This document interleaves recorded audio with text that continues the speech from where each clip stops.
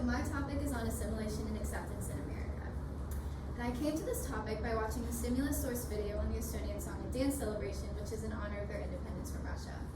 When watching this video, I saw their enthusiasm towards their culture and the importance that they put on it. And this led me to question the prevalence of culture in the US, which then led me to my research question of, to what extent should immigrants assimilate and contribute to a mixed culture in the United States?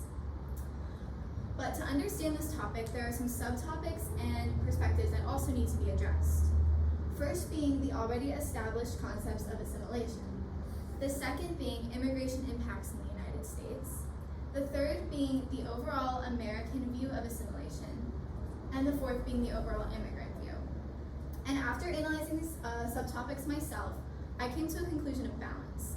And by balance, I mean a culture where all cultures in the US, majorities and minorities, come together and equally contribute to a mixed culture that would be American.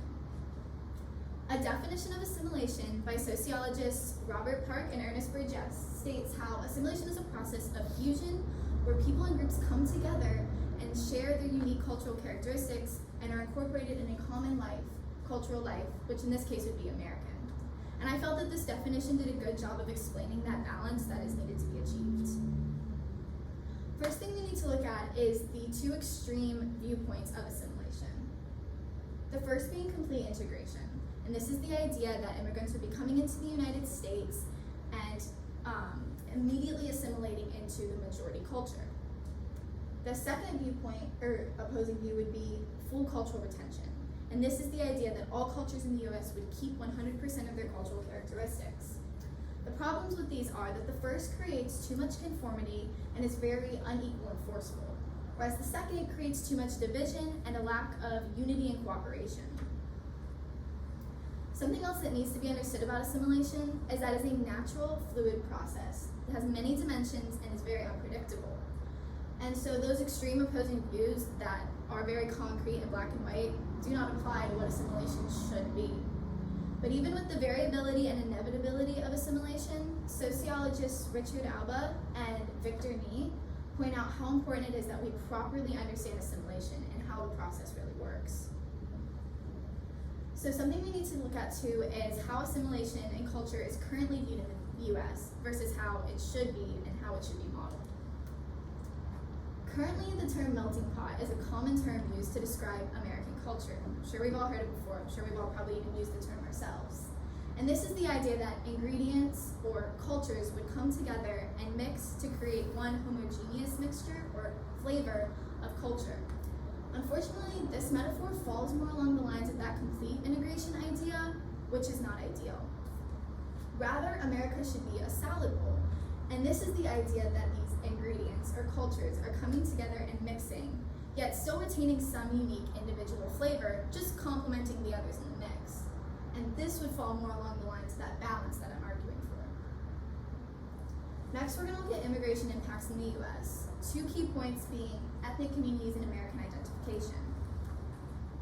Currently, there are a multitude of ethnic communities in the US, and some view these as a barrier towards assimilation, but sociology author Ethno Flannery actually proposes that they are a stepping stone for immigrants towards that assimilation in America.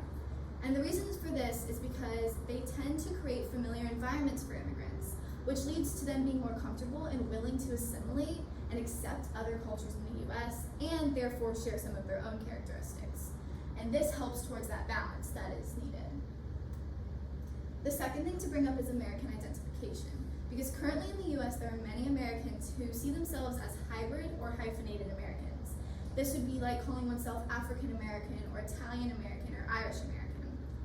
And while these titles do show embracement of culture, they do spark things like racism and division and stereotypes, which do not help with that unified balance that is needed. The word American should be synonymous with unity and equality and acceptance, but currently it's not always, and these hyphenations are not helping. There have been sociological studies on ritualistic synchrony that prove that when people in groups perform synchronous activities or share commonalities, they're more willing to be cooperative and bond and show fellowship with one another.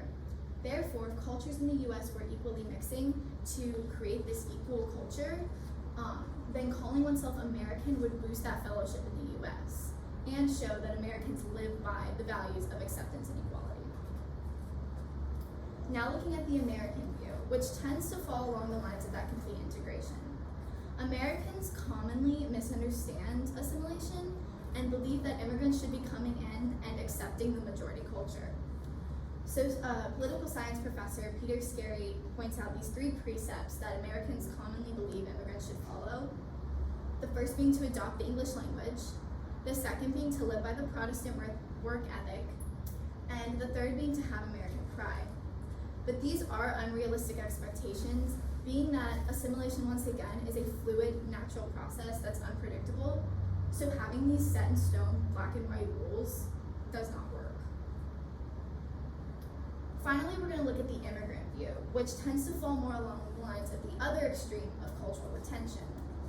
So referencing back to the Estonians, when I watched the video, I saw how important their culture meant to them.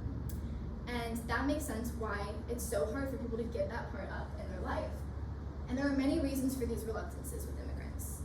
1 being culture's comforting and familiar. 2 being that assimilation is sometimes too forced and unfair. And 3rd being that there are hardships that come with assimilation and changing your lifestyle. But again, these reluctances stop any assimilation, which is also not good. There needs to be that equal give and take. So after looking at all these subtopics and viewpoints, I think it's pretty clear how those extreme views from the beginning are really too extreme. Going back to complete integration, it creates too much conformity and is unfair and forceful. Full cultural retention creates too much division and lacks camaraderie and cooperation. So in answering my research question of how much immigrants should assimilate and contribute to this mixed culture, the answer is balance. Once again, this idea that all cultures in the US, majorities and minorities both, need to come together and equally give and take parts of their cultures to create an equally mixed American culture. Because once again, this balanced assimilation is going to create this equally mixed culture that shows unity and camaraderie and cooperation amongst Americans, and most importantly, acceptance. And after all, the United States was a country that was established to give these qualities to all and these opportunities to majorities, minorities, everyone. And if Americans truly lived by this value of balanced assimilation and equal give and take, then these qualities would be exemplified through the American culture. Here's my work stated. Okay, thank you. All right, Celeste. What evidence did you gather that you didn't include, and why did you choose not to include it? So I had found a source that actually quantified assimilation for measurement purposes, and it actually showed progression of assimilation through certain cultures, and it was quite interesting how they had tangible data on it. And while it would have been great support for my argument, it was actually like a whole other topic in itself, and it would have caused me to kind of go off on a tangent and steer away from what my main point was. So I chose to leave the data out of it. Okay. And how did you use the conclusions or questions of others to advance your own research? So probably one of the biggest conclusions of another source that I used was the idea that assimilation is a misunderstood concept. And I feel like that really paved the road for the rest of my research, because by looking at especially how Americans view assimilation and how it's not the right idea of how it really should be, it set the tone for, okay, these are the perspectives I need to look at, and I need to see how assimilation actually should be taken into account rather than how it actually is. Okay. All right, thank you.